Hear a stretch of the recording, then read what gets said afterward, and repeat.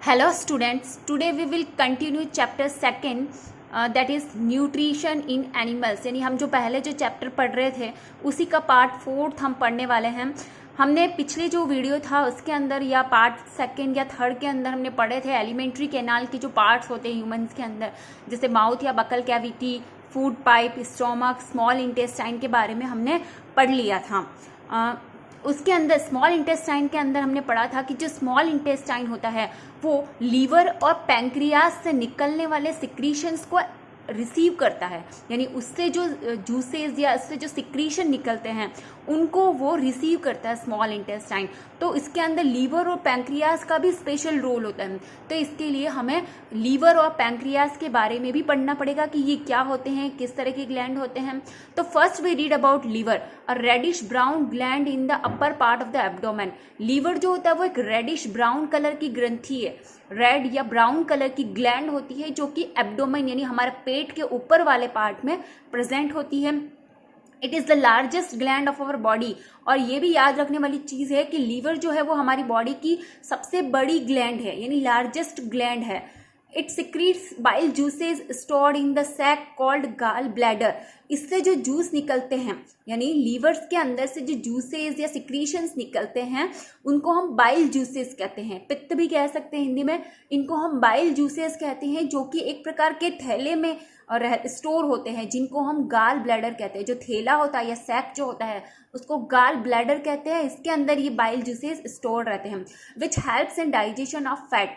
और ये जो बाइल जूसेस होते हैं इनका जो फंक्शन होता है वो होता है डाइजेशन ऑफ फैट्स, यानी फैट जो हमने पढ़ा था उसका जो एक कंपोनेंट है फूड का, उसका डाइजेशन करने में हेल्प करते हैं ये बाइल जूसेस, और ये गाल ब्लैडर के अंदर स्टोर रहते हैं। नेक्स्ट जो हमें पढ़ना है वो है pancreas, large cream coloured gland. ये क्रीम कलर की बहुत बड़ी ग्लैंड होती है। And the pancreatic juice acts and changes the carbohydrate and protein into simpler form.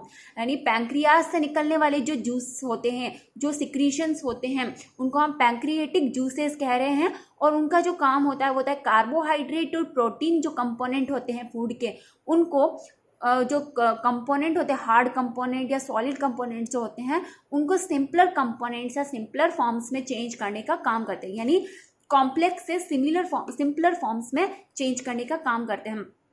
Now we read about next जो पार्ट है हमारे एलिमेंट्री कैनाल का। हमने स्मॉल इंटेस्टाइन पढ़ लिया था, फोर्थ पॉइंट। फिफ्थ जो पॉइंट है वो है लार्ज इंटेस्टाइन। लार्ज इंटेस्टाइन जैसा कि आपको डायग्राम में शो हो रहा होगा कि इस तरह की दिखती है, और इसका जो काम होता है वो होता है it is wider and shorter than small intestine. Large intestine जो होती है वो बड़ी चौड़ी होती है और छोटी होती है स्मॉल इंटेस्टाइन से। फंक्शन इसका जो होता है, इसका काम होता है absorb water and some small salts from undigested food material. जो फूड स्मॉल इंटेस्टाइन के अंदर डाइजेस्ट नहीं हो पाता है, जो पच नहीं पाता है, स्मॉल इंटेस्टाइन के अंदर डाइजेस्टेड नहीं हो पाता है, वो अनडाइजेस्टेड फूड से ये लार्ज इंटेस्टाइन वाटर और सम सॉल्ट्स को एब्जॉर्ब करता है। पानी या कुछ सॉल्ट की जो मात्रा होती है उसको ये large intestine undigested food material से एब्जॉर्ब करने का काम करता है। नेक्स्ट जो हमारा पार्ट है एलिमेंट्री कैनाल का, that is anus. The facial material is removed through anus time to time. This is called ejection. Anus का जो काम होता है वो होता है जो अनडाइजेस्टेड, जो बचा हुआ जो वेस्ट मटेरियल होता है हमारी बॉडी के अंदर डाइजेशन की प्रोसेस के बाद जो बच जाता है, उस अनडाइजेस्टेड या वेस्ट मटेरियल को हमारी बॉडी से टाइम टू टाइम रिमूव करने का काम एनस का होता है, और इस प्रोसेस को हम इजेशन कहते हैं। इजेशन यानी किसी भी वेस्ट मटेरियल को बॉडी से बाहर निकालना इजेशन होता है। ये हो गए हमारे 6 जो एलिमेंट्री कैनाल के जो पार्ट थे उनको हमने पढ़ लिया। हमने फर्स्ट में पढ़ा था माउथ और बकल कैविटी, सेकंड हमने पढ़ा था फूड पाइप या ओइसोफेगस, थर्ड हमने पढ़ा था stomach, fourth small intestine, fifth large intestine and sixth जो हमने पढ़ा है वो है एनस। तो so all these are part of elementary canal. और हमने डायग्राम पिछले वीडियो में देख लिया था, उसके अंदर मैंने सारे पार्ट्स को शो किया हुआ है, आप चाहे तो देख सकते हैं। नेक्स्ट जो हमारा पॉइंट है वो है डायरिया। डायरिया जो है वो एक डिजीज होती है, डिजीज का नाम है, और ये होती है it may be caused by an infection, food poisoning and indigestion. ये जो है वो इन्फेक्शन की वजह से भी हो सकती है, फूड पॉइजनिंग यानी हम अगर बासी खाना या पुराना पड़ा हुआ अनकवर्ड फूड अगर हम खाते हैं तो उससे हो सकती है, या इनडाइजेशन यानी डाइजेशन सही से नहीं हो पाता है, फूड पच नहीं पाता है तो उससे हो सकती है। It is common among children, ये ज़्यादातर बच्चों के अंदर होती है।